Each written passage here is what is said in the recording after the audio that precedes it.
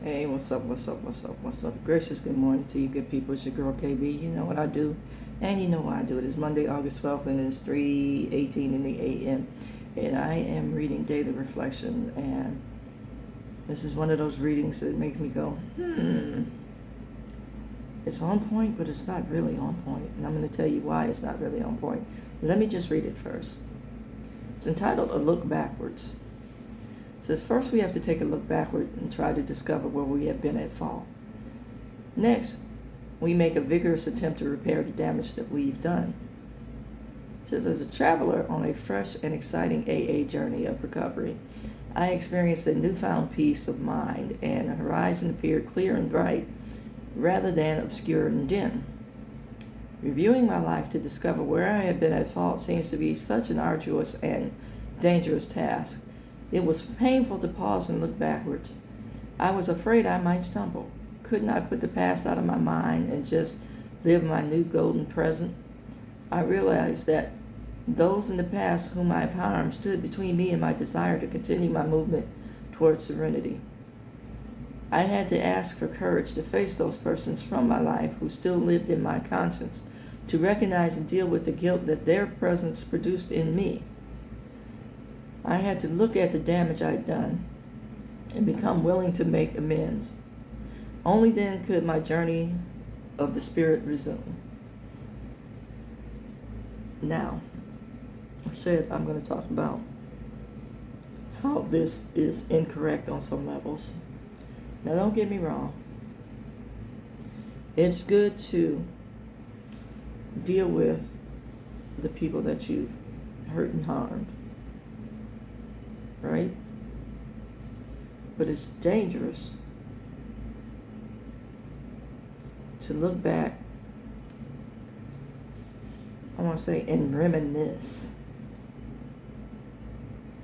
It's dangerous to look back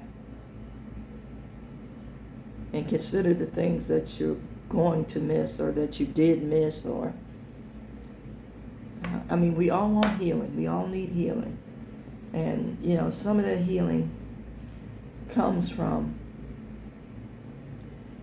I want to say, people helping remove the shroud, the grave clothes from the parts that they killed in you.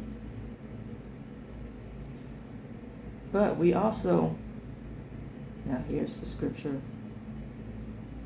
we also want to remember Lot's wife. And that's exactly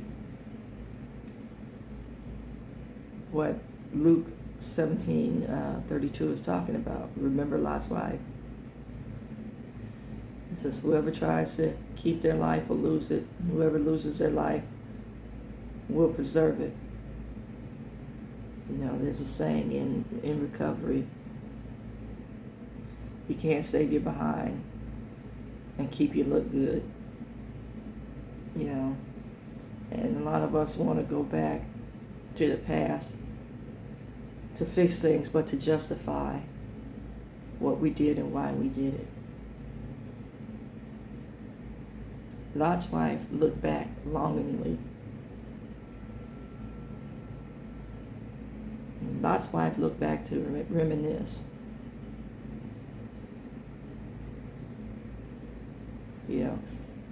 And when we reminisce on damage, it wasn't all bad. Then where are you now? If it starts on a faulty foundation, it's not going to stay upright. So maybe it wasn't all bad, so that lets you know how deeply entrenched you are in the world.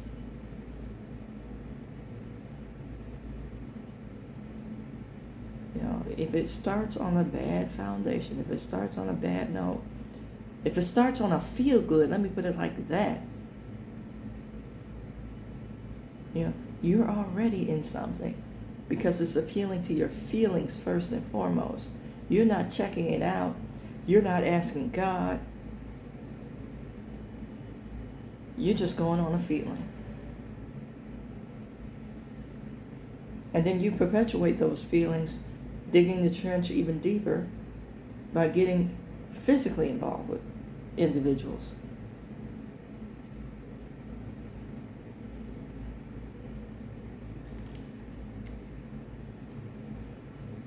You know, I'm paraphrasing a Bob Marley quote that talks about it's a poor individual.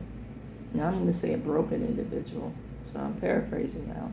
I'm going to say it's a broken individual that awakens somebody's heart and emotions that has no intent or intentions on loving and caring for them. You're like a cat with a mouse. You're just going to play with it until it dies. Oh, I didn't mean to hurt it. I was just playing.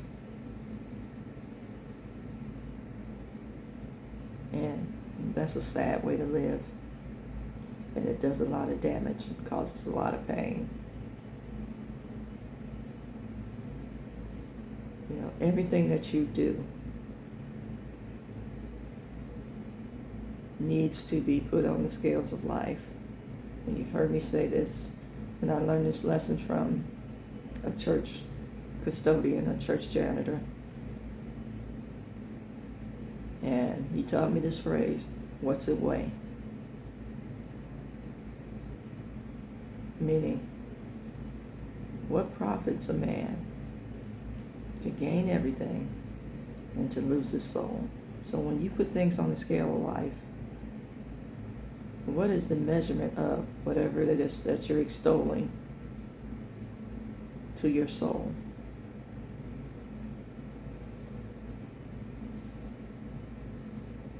Is it worth it?